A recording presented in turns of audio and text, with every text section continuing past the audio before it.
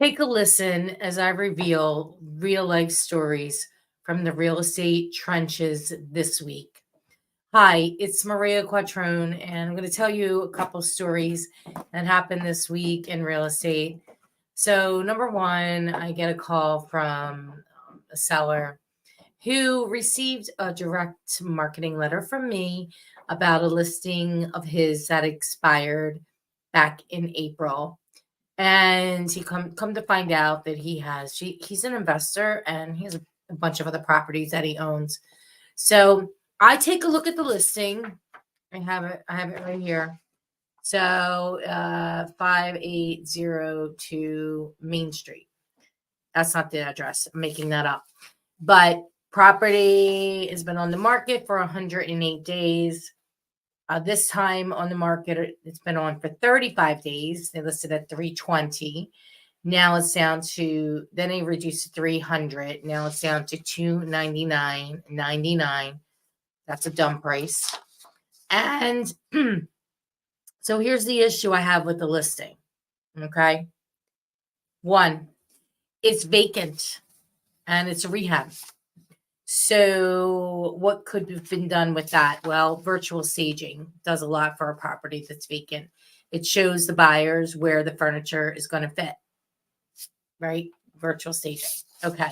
Number two, it was renovated, but still, it's not brand new construction. So could a home warranty be offered as part of the package? Bingo. Home warranty could be offered as part of the package. And it doesn't cost the seller anything until closing and if they get a full price offer. So, number three that I noticed in this listing talks nothing about what's around in the neighborhood. Listing descriptions need to be written as though the person is coming from Arkansas and doesn't know anything about the Philadelphia metro market. So, what should be in there? What kind of restaurants are around? Do you have a bridge view? Is it on the river? Do you have a river view? What is around there? Are there attractions? Is it in the historic part of the city, in the historic part of Bucks County, like New Hope? Okay, none of that is in there. If it's a good walking score or biking score, it has to be written like nobody knows what XYZ area is. Like they don't know what Rittenhouse Square is, or they don't know what Mantua or Doylestown or Narberth. You have to talk like you are selling also not just the house, but the location and the lifestyle. Can you walk to little restaurants from where the property is because it's close to Germantown Ave and Chestnut Hill?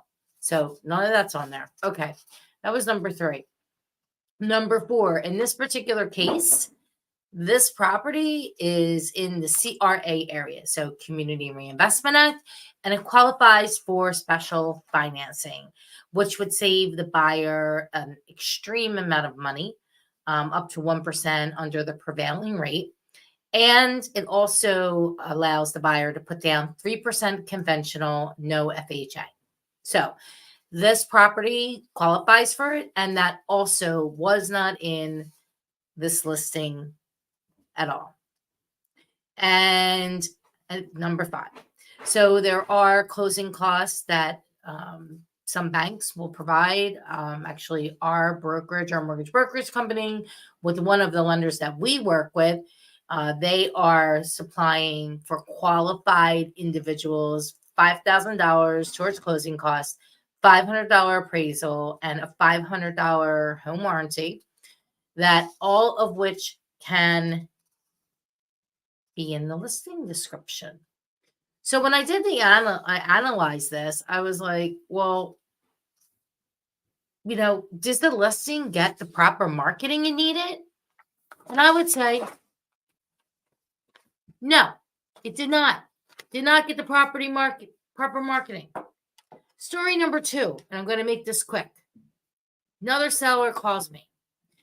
Actually, it was a referral. The referral, a friend of mine said, you need to talk to Maria. This particular seller lives out of state. And so I evaluate the property. Property is currently on the market. I evaluated it. I gave a laundry list of things that aren't properly done. Number one being it's being marketed as a 2-bedroom and it is a 3-bedroom house. It is clearly 3 bedrooms. Saw it. It's 3 bedrooms. It's not 2 bedrooms. And there's a bunch of all kinds of other stuff that's wrong with the property, not particularly with the property, but with the listing. So, it really, really is important whether you're working in the real estate industry that you get this stuff right, or if you are a seller, that you make sure that you're working with somebody who knows exactly what to do in today's environment, because we're a tale of many, many markets. Where things that are selling very quickly, and that's a strategy that you need to have to maximize your money on that. And then there's things that aren't selling at all. And there's certain strategy with that, and know that the days on market for those types of properties in certain locations are going to take longer. So we will tell you that up front, how long we expect your property to be on the market based on the current conditions and the amount of inventory that is currently on the market and the market absorption rate. So anyway, that's a lot of stuff I threw at you tonight. Take a listen and let me know if you like it. If you don't, either way, it's okay. Not trying to please everybody, but I wish everybody a great night, and see you tomorrow for more real estate fun stuff. Pow, pow, pow.